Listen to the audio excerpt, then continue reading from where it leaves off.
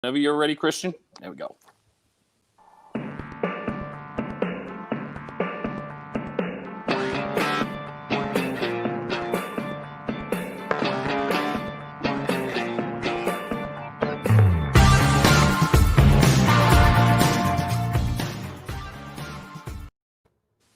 Hey, what's going on? You're a part of the A game. I'm Rob Acampora, bunkered in my place right out here on the Jersey Shore. And it's been a couple of weeks off, but we're getting back into it. This is episode 25, in case you're keeping score at home. 25 episodes. What anniversary is that? I'm not sure. Silver anniversary? What do you get somebody for that? What do I know? I'm just a host. The talent is to my right. And I got lucky. I was hoping to get at least one. Then I extended the invite to both. And I get both Matt and Eryn O'Ree, part of the Matt O'Ree band. Guys, thanks for bringing your A game. Thanks for being here. No problem. Thanks for having us. Yeah. Eryn, I'm going to incorporate you throughout this. I'm going to start with the husband here because there's a couple things that I want to get into. And I know a lot of people know his story, but just in case somebody doesn't, here's a man who's done several albums over the years. Apparently he was 14 when he did his first album or something like that. I mean, How wasn't that? Yeah. But you've got 6 albums to your credit. I mean, that's pretty damn impressive.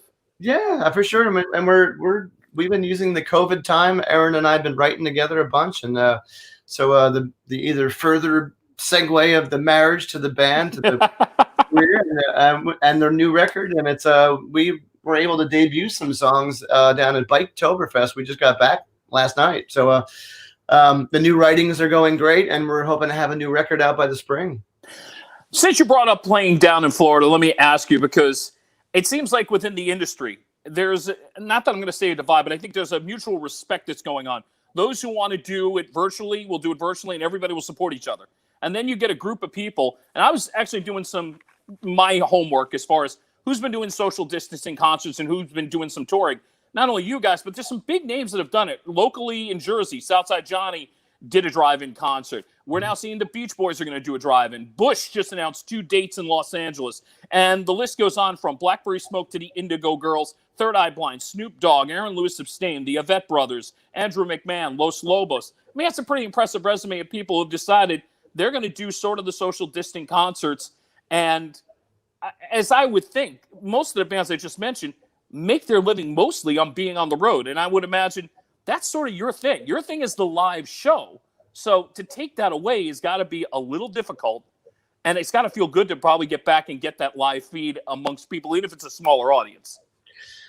All of that is completely true.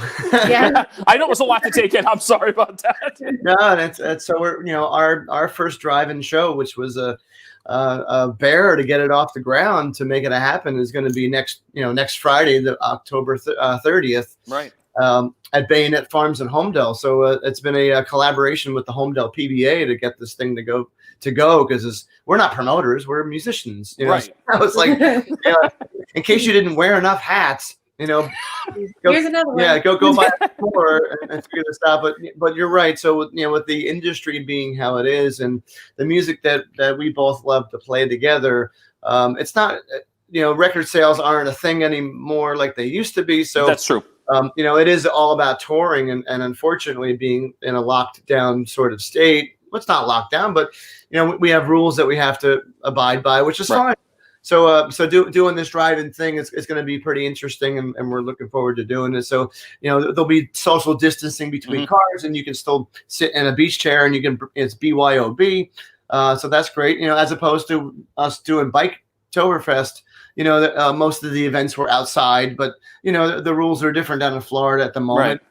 I hope it works out for the better for them, because I'm sure there's a lot of concerns about the virus spreading and so forth. So, but we took the chance to go down there to go play because we can't afford to not be out there playing anymore. Yeah. That's a great point that you bring it out, because I'm noticing people like Grace Potter, who is somebody who thrives. Most of her career has been through the live genre. She hasn't had huge record sales, but she's a known artist, and it's because of her touring. And to kind of cut her off, and there's more artists like you and her and many others to try to do this and try to survive. It almost seems like an impossible mission. Although we're all trying to do the right thing, it's also, hey, look, we got to try to do something for ourselves, or else we're going to go broke, for lack of a better term. Sure, of course. It's the other. I mean, it was nice for us to play with our guys for the week down at Biketoberfest. Sure. And after the first day, it's like, wow, my feet are sore, and my voice is tired, and my fingers are sore, and it's like all the things of us not playing. Everything after 6 months of not doing that, like I can't believe how quickly those things, go bye. Oh, definitely. I mean, you don't realize it until that actually happens. Like, we really have barely played for 6 months. Now we're finally out here. It's like, oh, this is what this feels like again. Oh my God. No. Lost some stamina. And a part of it, like the first day, I'm like, maybe I'm too old for this. Wait a minute. But it was so nice to feel the love and energy of an audience again. So, I hope everyone got back safe like we did, and I hope everybody stays safe, healthy wise and health wise. And we're off to our next thing, which is the drive-in, and hopefully we can do more of them, as they go. And hopefully the first one is the more difficult one to make it work. Absolutely, we'll talk a little bit more about that. But again, the date is coming up on October 30th in Homedale, New Jersey. We'll give you more details as this podcast goes on. Matt and Eryn O'Ree is here as part of the A Game. Matt, for you, Bon Jovi was sort of the, I won't say coming out party, but it definitely brought you to a bigger step in your career. And you met David Bryan. Is it true it had everything to do with just a little chance meeting in Red Bank, New Jersey, Jamian's, if I remember correctly? That's correct. It was I've told this story many times too, and it's just makes me laugh every time I say it. I've been teaching private guitar instruction for years, really since I was 19 or 20. I started teaching, and I never thought that teaching would lead to, I hate to say, connections in the music industry, but the whole thing about the music industry and any business, it's about making friendships and acquaintances and connections. So I like to think of them as friendships because that's just who we are as people. I'd rather be your friend than anything. Yeah, absolutely. So one of my students and one of my friends, former students, was friends with David Bryan of Bon Jovi and brought him into Jamian's one night to see us play, and that's how our friendship started there. And that grew over a couple of years, and David and his wife Lexi started hiring me to play, hiring the band to play their parties at their houses. I know you. I think you were at one of them. I've been to a couple. Yeah, they are epic events. I mean, sorry, it's by invite only. If you make the list, you're a very lucky person. and it always seems, in that house, it's like 7 o'clock a.m. comes around pretty quickly, and you're like, oh my God, I can't believe I'm still here. It's only to the next day. No, I can remember one year. It's got to be like 2 a.m, and I swear I'm seeing Konstantin Maroulis. I've seen you there. I've seen Al Leiter from the New York Mets floating about. I'm like, and I'm sitting here going, what the hell am I doing here? Really? I'm glad to be there, mind you, but how the hell did I get in? Yeah, no, it's some of those parties have been off the wall where it's like, I tried to go teach the next day. Oh, I got in my car and I threw up out the window and quickly turned the car around and checked the student. I'm nothing. No, all classes have been canceled today. Sorry. Self-inflicted wounds. We apologize. I ate something wrong. Yeah, really. So anyway, that friendship grew, and then next thing I know, John, needed somebody for the tour, and so David threw my name in the hat, and I got the call for the audition, and next thing you know, I'm at John's house, auditioning for him at his house, which was so surreal, to say the least, So had to be. It was so cool to finally actually meet him in that circumstance. I've been in places where he's been, but never actually met him. Right. And he was so nice and humble and welcome to my home, and I got the gig and off we went. First song you had to learn for Bon Jovi, because you obviously had to try out. What was the song you used? That's a great question. I don't remember. Okay. Because the audition was more of like a casual, like he just wants to meet me kind of thing. And we I think we jammed together on a couple songs and just chatted about it. And John had looked at, a bunch of YouTube videos of me playing guitar. And, so he I remember when I was coming up to the front door and I had an acoustic and I had an electric, I had an amp, I had some cables, I'm like multitasking all this thing. And and John opens this huge door, and it's like, the doors open up, and it was just, the door is like 14 foot high, Yeah. Anyway, so John sees me carrying all this crap into his house, and he's like, you know what? Put all that junk back in your car. Just grab the acoustic. I already know you can play it better than everybody else. Come on. Nice. And Nice. that was what he had said, and I'm like, oh, that makes me feel better, because I was shitting kittens walking in. have an audition like that, Yeah. Oh, yeah. That had to be like awe-inspiring, and I'm going to throw up in any minute now. Yeah, pretty much. But John made it so so comfortable instantly. He's just I gotta say, he's one of the best public speakers I think I've ever met. Wow. Where it's like doing my little gear-torial thing on our YouTube channel, which I demonstrate music equipment. Right. And how hard it is for me to do that. And it's like, my name is Matt. No, that's not right. How many outtakes of me just cursing and swearing?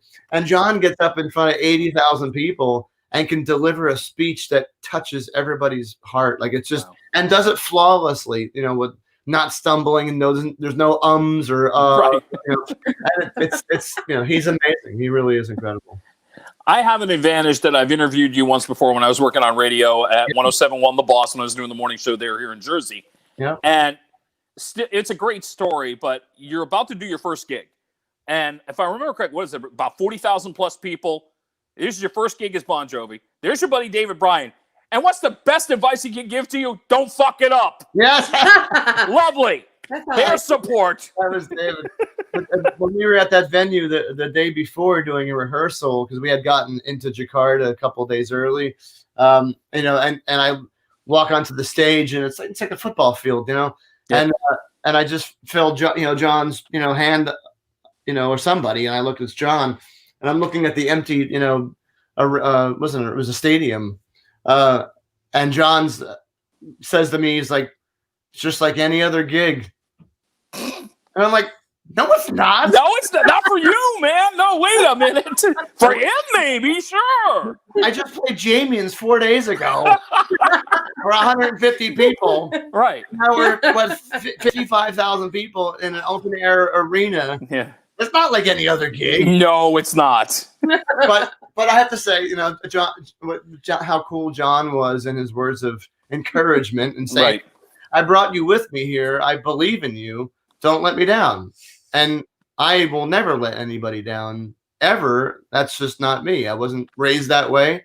I wasn't born that way. So, it was just the time of my life, really. And to be given that opportunity, and to feel that worth of like, this guy trusts me to be on his stage. Right. Like that's I can die now. Like that. No, I won't. No. But that's I wait my whole life for that. It's a great photo. Christian, this is the band on stage with Matt. I found this on your Facebook feed. I think this sums it up beautifully. That photo, I think, it's like, here's everybody. You're in the spotlight for the moment, and it's got to be like, okay, yeah, I could die now, but I don't want to. But if I did, this is not a bad way to go. I was just hoping my fly was up. Good thing the guitar was there. You can't tell. I love that photograph. You can see David like kind of a proud papa, Like oh yeah. Because at that whole time I was like, I wonder if David was grooming me for this gig like the whole time. Like I never asked him that, but he was just so happy to have been able to help someone like me that have that opportunity. That I mean, what's the percentages of that? Like that's less than a fraction of a percent. Oh yeah, I mean astronomical. And to take it one step further, then he winds up writing a song with you on one of your albums. Yeah, absolutely. Yeah. And what was that like? I mean, now it becomes probably even more surreal. Not only have I done shows with Bon Jovi, now I got David doing songs for the band. This is crazy. It was so cool and I couldn't wait to write with them because the experience I had with John and watching someone at that level and how he works and commands the audience, it was every second of that tour was I'm learning something. I'm paying attention. Right. I'm learning this. I'm learning that. and then to write with David and see how they write, because the music that I typically write is not quite the mainstream thing of what Bon Jovi would be. But if I can interject, I mean, you kind of incorporate like 4 or 5 different genres. There's blues, there's a little country, there's some pop sensibility, and there's when the harmonies kick in, it's big harmonies because you got everybody's voices coming together in the band. Yeah, and that's a very delicate mix to try to create that, especially with the roots of it being blues rock. Yes. So that still being the forefront of what I grew up with and loved the most, with Zeppelin and Hendrix and Trower and Deep Purple, and then now Eryn, being such a huge detriment part of the band, and all her influences, like our new writing is changing a little bit yet again, which is great, and I love experiencing that, because that's just that's what helps you grow as a musician. Clapton didn't keep making the same records. Right. It's true. No, I mean, he was not afraid to kind of go from one direction to another, and toward the end, you didn't know what he would do, and then it would turn out brilliant. You're just like in awe again, like going, yeah. Amazing. So writing with David, gave me a look into another world that I didn't, I didn't experience it, so it was so cool to write with him, because it's just, all right, let's get the bottle. Good stuff. Sit down at his piano, up in this foyer, and we wrote that song. Beautiful stuff. As a matter of fact, you'll hear that song on October 30th, I'm sure. If you go out to the show in Homedale, give you more details on that a little later on. I got Eryn sitting there. I got to incorporate Eryn into this, and I had planned it if you came on, because I do realize a month ago, 3rd wedding anniversary. Congratulations to you both. Thank you. Thank you. If I may, Christian, there's a beautiful photo of the couple with the umbrellas. We got that. I love that photo. I love that photo. That is just fantastic. Thank you. Okay. New Orleans themed wedding. Oh, that's cool. Yeah. We were walking down the stairs to do the second line with the band. So how does it happen that you, obviously as a musician, knew a little bit of Matt, but what was that first moment when you knew, like, as I turned my screen off, sorry about that. I hit my cord, sorry. How did you know it's like, I'm really attracted to him, I wouldn't mind going out with him? You got to have that moment in your head kind of knowing. Oh. Well, for me, it was right away. In 2006, we performed the same event at the Wonder Bar. Okay.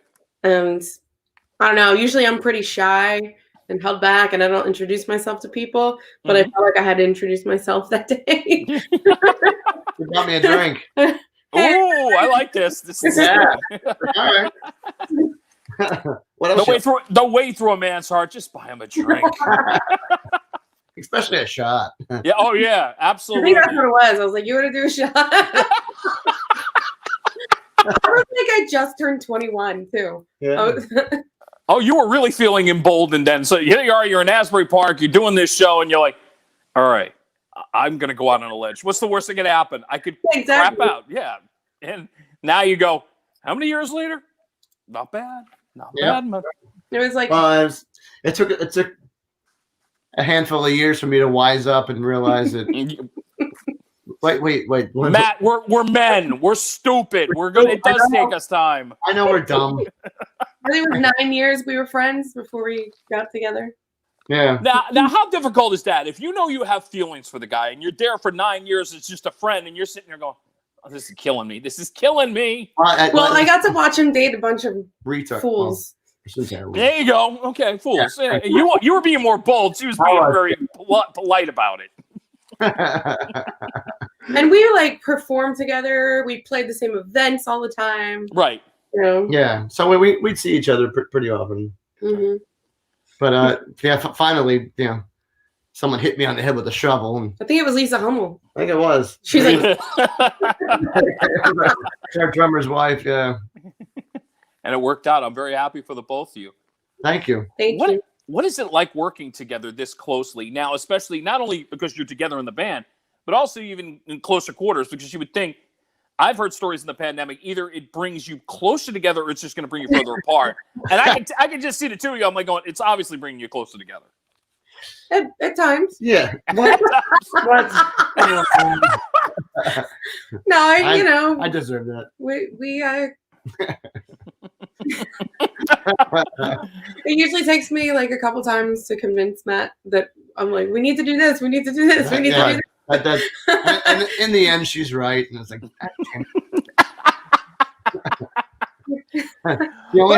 she only has the rest of her life to deal with me. Right.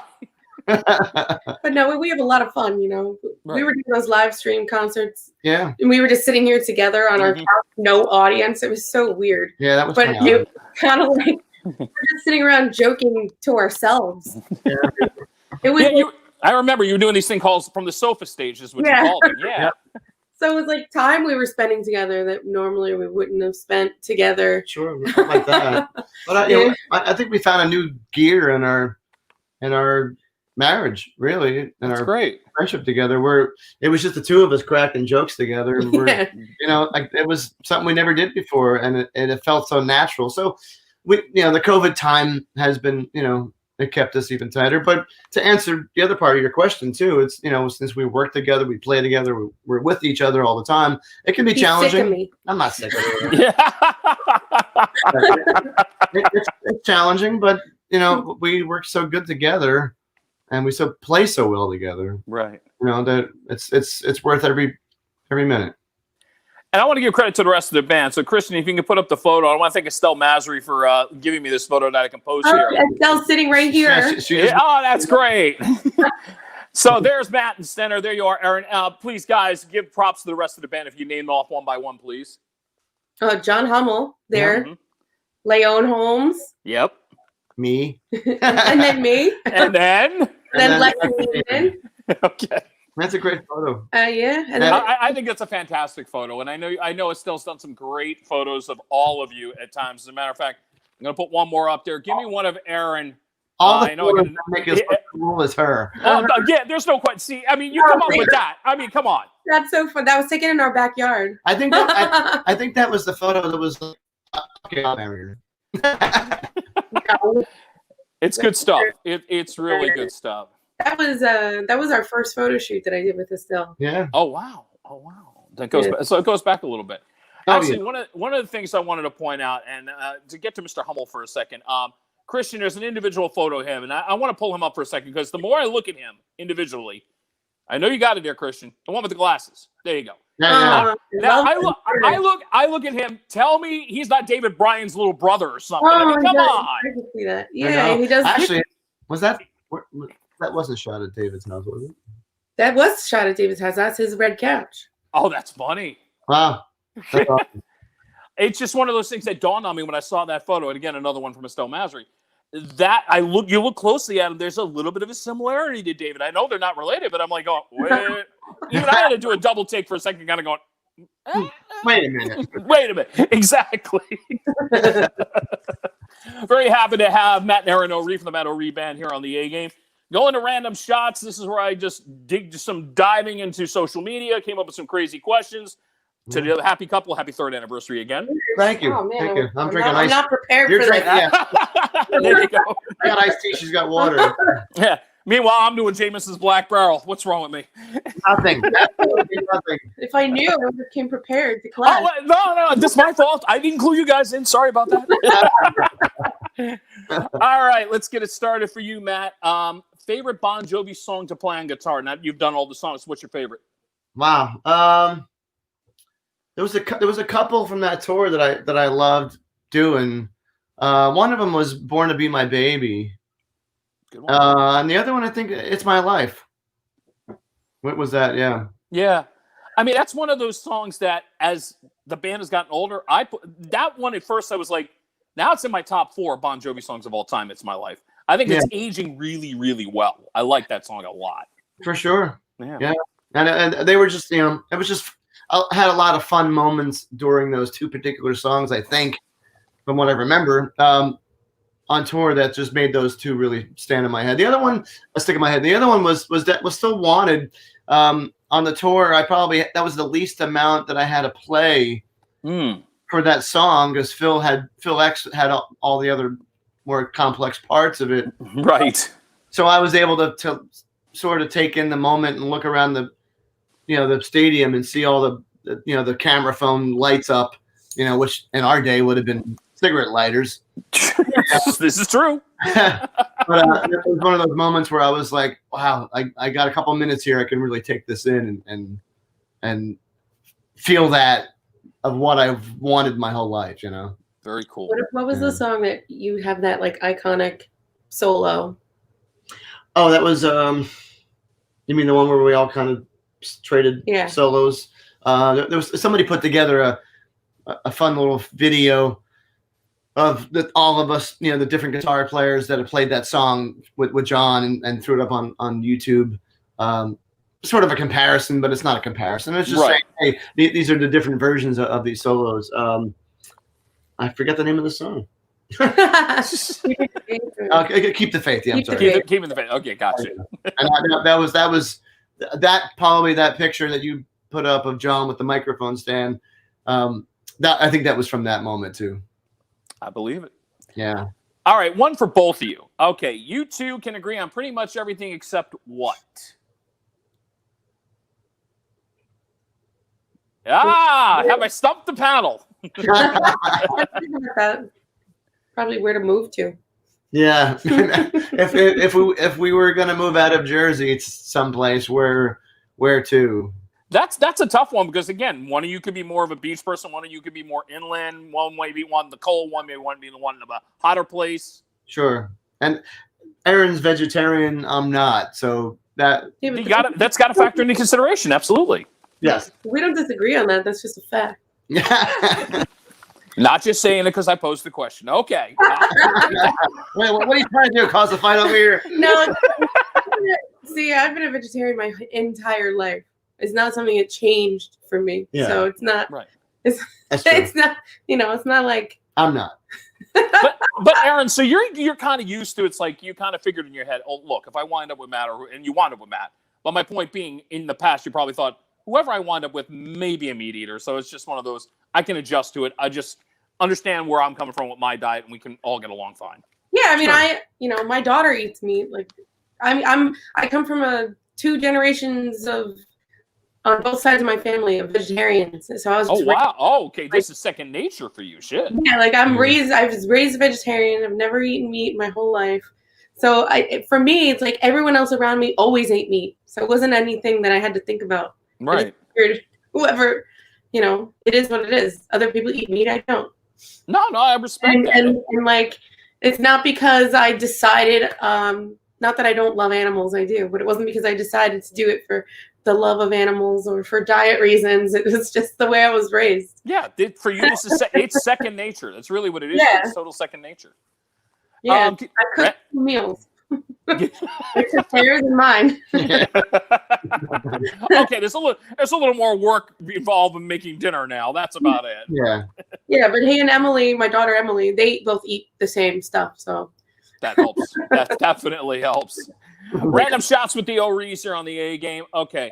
I'll pose it to both of you because you're both musicians. Matt, you worked with Springsteen. We'll get that in a second. But favorite Springsteen song? The River. Eryn? That's really hard for me. Okay. Jersey Girl. Can't argue that choice. No. Because I really Say that one more time. You broke up. I apologize. I really love Tom Waits, and Oh yeah, I mean Tom Waits' version is, and Tom Waits is an amazing artist. I agree with you on that wholeheartedly. Yeah, and I think Springsteen did a really cool version of his song. Matt, what was that like? Getting a chance to do a song with Springsteen. It was, and I mean that's just a thrill beyond words because, I mean the songs that he's written, and for him to be like. Matt, I really like that song that you wrote. I'm like, can you speak into the lapel? Yeah, really. Can you do that a little? Yeah, can I get this? Yeah, really. But yeah, I mean, for him, for him to even take the time to listen to it, in his crazy schedule, and then to actually, to love a song that we wrote was like, right. Wow, that's one of the greatest compliments I think ever. Yeah. So it was, and then to hear what he did with the song, he put himself in that rock blues world and delivered a vocal that sounds like that. Right. And it was like, oh my God, Bruce's voice sounds amazing. Yes. He does. And I think it's a compliment to you that he literally took your vision. He didn't try to, for lack of a better term, Bruce it. He was like, okay, this is how Matt's doing it, this is how the band's doing it. I'm going to fit in with the rest of it. That's really high praise. I mean, it's unbelievable. And when I had spoken to him about the song, he was like, he didn't care about what the song would do popularity-wise, I guess is the best way to say it. Right. He cared more about the art of the song and what he could add to the song. Mm-hmm. And that's just the difference. That's just how Bruce is he's a musician. It's funny you say that because that's how I appreciate Springsteen. I'm a big fan of the Nebraska album, which was not his commercially, big time album, but there's so much brilliance in it. When he does things that are just slightly different, I appreciate him even more. Yeah. That's why I always go back to whatever you do, I'm comparing it to Nebraska. That's to me is the comparison point with Springsteen. Yeah, he's just, he's an artist by the highest level, No doubt. And those notes in there that he hits. Oh, and Black Boots, there was a couple of notes that he hit, and it was like, I asked the engineer, Rob is his name. I'm like, Rob, is that Bruce hitting those high B's? He's like, yeah. I gotta hit him all the time. And I'm like, they're high. I'm like, I didn't know he could sing that high. He's like, he can do anything. Like, by the way, find the song on YouTube. Purchase it from Matt O'Ree's website. It's worth it. Black Boots, definitely go get that. Thank you. Random shots with the O'Rees.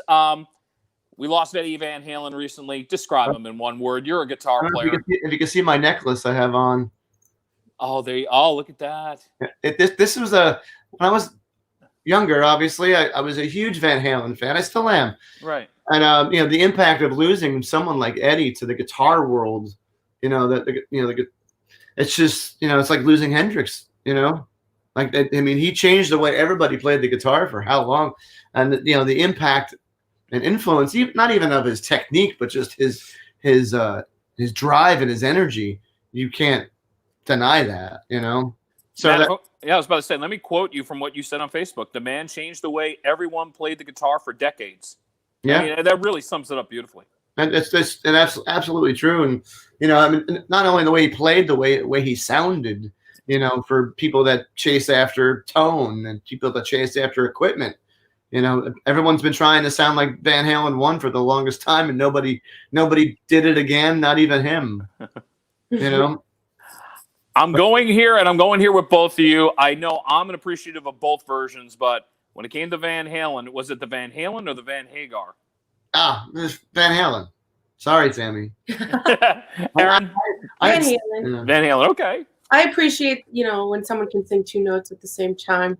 Yeah, like Dave used to. I don't know if you realize. Did you ever listen to any of the isolated tracks of David Lee Roth? No, I haven't done that. Please elaborate. So Dave had the ability, and it's a pretty rare case, but it has been documented. And Eryn can explain more. But Dave had the ability to sing two notes at the same time. Yeah, two different pitches at the same time.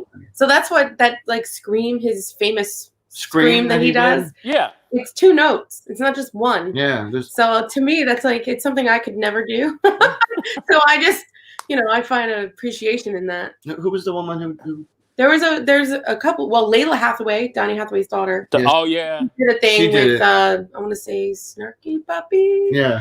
And she does a thing where she goes into singing two notes at the same time, and it's like a live filming, and you see the band freak out. Because it's it's bizarre to hear it. So if you listen to the isolated track of Dave, you'll hear it. Yeah, and then there's another woman who does it. She's on YouTube. I forget what her name is, but she does it where she'll hold one note and then move the note that's on top. Like she has control over it. Oh wow! Thing I've ever seen. It's wild, and and we know. I love Sammy Hagar. Don't get me wrong, and I love those records that he did with Ed and the guys, but. If it wasn't for Dave, there wouldn't have been Van Halen. It was part of the package. And if it wasn't for Michael Anthony, it wouldn't have been the same either. So exactly. It was all the pieces of the puzzle, the right puzzle that came together. You guys actually have just made me rethink a lot of things, because I think the argument always has been for me is that Sammy Hagar is truly the better singer. But Sure. you don't Right. realize it until you do something like that. Like you said, separating it and just getting down to David doing it by himself. Never would have known that. I never would have known that. That's an incredible. So in a weird way, he doesn't get enough credit for his vocals because I think everybody always looked at him as the showman and Hagar as the musician singer. Sure. Right, and I would agree with that. But yeah, Dave was highly intelligent, and he highly schooled, and he studied music to the nth degree. He knew that that's what he wanted to do for a living. Right. He's not. It's not just about his antics. There's some recent video that was released on YouTube, and it's Van Halen, the first show of the second tour. So this is January '79, and they opened the show with "Light Up the Skies." And Dave's voice is on fire. Wow. So it was just obviously the decline of his voice and his ability became the drinking and the drugs, as we know. Right. And that takes anybody. It took everybody down. Yeah, it's true. Unfortunately. So it wasn't that Dave couldn't sing. That's not true at all. I like to again shed some light on this in a really nice way. Thank you for that. I appreciate it. I'm going to go off the board a little bit and get a photo up here that exposes Matt to another thing, because I remember something vaguely. I think we were both at Raceway Park in Englishtown, New Jersey together at one point. You're an NHRA fan, are you not? Yeah, there's Force. Yes. Force. Mr. John Force, absolutely. Mr. John Force, I know. My that's a great photo. Oh, that's Estelle too. Yeah. She just always makes us look good. Yeah. By the way, if you want to steal Masri's photos, we will put up the website a little later on, because I'm basically plugging her as well as you guys today. Please do. You're sitting here smiling. So yes, and Eryn's whole family are racers, and I got into the drag racing a little bit late in the game, I guess I should say, because Raceway Park is now not doing NHRA anymore. So I got into it about six or 7 years ago, and my friend had taken me. He's like, "Have you ever seen the Top Fuel Dragsters race?" And I no. And the first race that went off that was Top Fuel Dragster, I think we were getting a beer and a hot dog, and the earth moved from the back of the car. And I'm like, "What the heck is that?" And he's like, "Oh, I forgot you never saw this before. Come on." And you see that car got on the track, and you hear that, and you smell the nitro fuel, and the whole experience of being there. It was mind blowing, absolutely mind blowing. And then like on the way home, you see like somebody tooling around in their Honda Civic that's got ridiculous wheels and a big wing on the back, and I'm like, come on. If you know what I just saw, right? Someone driving 330 miles an hour and 3 seconds in a quarter mile. Yeah, your car is not a race car, dude. Sorry. We actually had the chance to go in them and drive down the track. Yeah, that's where I was about to bring up, because I think the three of us were all at Raceway Park that day, and ironically, shortly thereafter, they closed the doors. And I literally still have the photo. I still have the ticket telling me that I was going about 160 miles an hour, and I was like going, after the first second, and I think you'll agree with this, you're jolted, and then you're like, I'm flying. I'm flying! Oh my God! I was screaming like a little girl the whole way down the track. There's actually, I think Matt put together like a little compilation video of the footage that they give you. Wow. Yeah, I got that too. Yeah. Somewhere.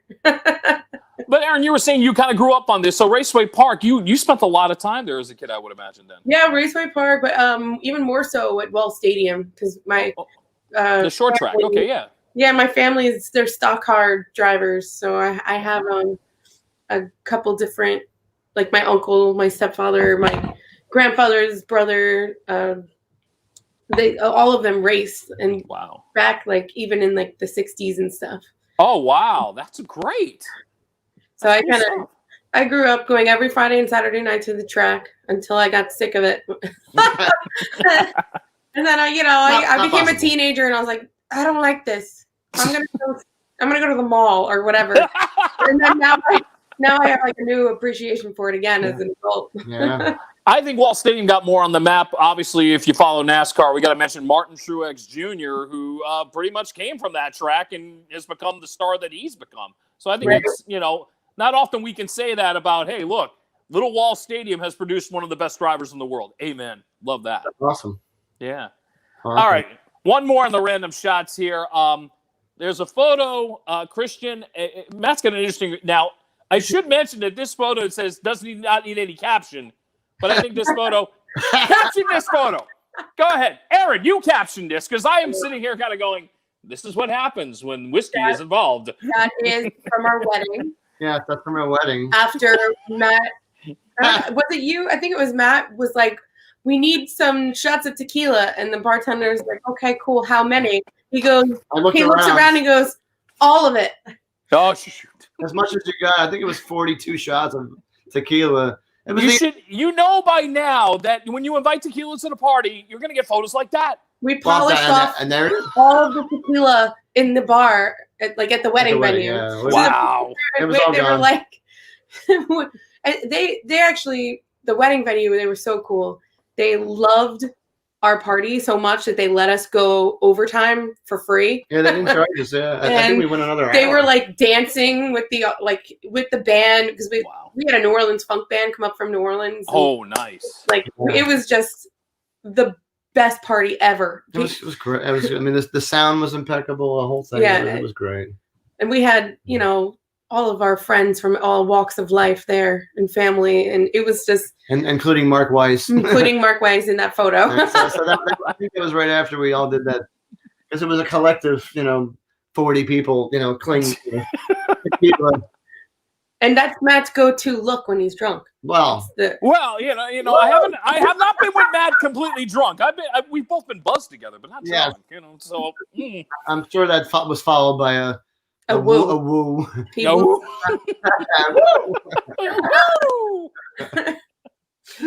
All right, let me mention the date again, October 30th. This will be the Fall Fest Drive-Up Concerts happening in Homedale, New Jersey. David Bryan of Bon Jovi will be a part of this. Social distancing will be involved. It's a BYO event, you also said, correct? Yes. Correct, yes.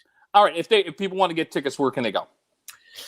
From our website, mattoreband.com. They can also get it from the Homedale PBA. I think that's .org, I believe. Yeah, I believe it is too. And then if you're in town or strolling through Homedale, you can stop at the police station. They do have tickets there as well, too. Very cool stuff. Yeah. And unfortunately, as I'm looking at your itinerary, the next show after that may not be till April, but I'm hoping that, I know that. Yeah, we're working on some stuff. Yeah, we're hoping for a November, December show. And then with our new record that we're working on, we're spring. When are you thinking? Early 21? Yes. Okay. Yeah. Hopefully March. Yeah. Yeah. But it's hard to set goals, especially right now, because sure, you're absolutely right. And even stuff. Every time we set a goal for a record, it's tough to meet it. It really is, Well. But not. Yeah. Yeah. Oh, I'm going to make this plan, though. The next time we meet up, I'll bring the cameras to you. We'll do this non-virtually. Hopefully by that point, when you release the album, we can all get together. We'll have a shot together and be like, hey, congratulations. And we'll look forward to that. And we can get a few woos in there. Yeah, there'll be a few woos involved in that, too. All right, as I get ready to wrap up here, a couple things I do want to plug for myself, if you don't mind. Halloween show at Love in Reverse is happening on Saturday the 31st. Be watching out for that. November 7th, the head of Ross Brewing Company, John Ross, and I will talk about the new Fall Harvest cider that is coming up. There's also a couple things in plan. As a matter of fact, Poke Masri over there, she's going to have to come on at some point in the next month so we can talk about all of her outstanding photography with all the celebrities. She's nodding yes? She's nodding yes, right? Yeah, she's nodding yes. Yeah, good. So pencil in rock photographer Estelle Masri coming up in November as well. With that in mind, both of you, congratulations on what has been happening so far. 3 years of marriage, the band, everything. More success coming your way, I hope, Matt and Eryn. Thank you so much for this. Thank you, my friend Rob. Thank you. Thank you. As we wrap up, I'm going to throw in a video that they shot a few years ago, kind of a promotional thing, but I think it really gives you in about 3.5 minutes what the Matt O'Ree Band is all about. I think it's a perfect way to wrap up this edition of the A Game. For the O'Rees, I'm Rob Acampora. Roll the video and see you in about a week. Take care.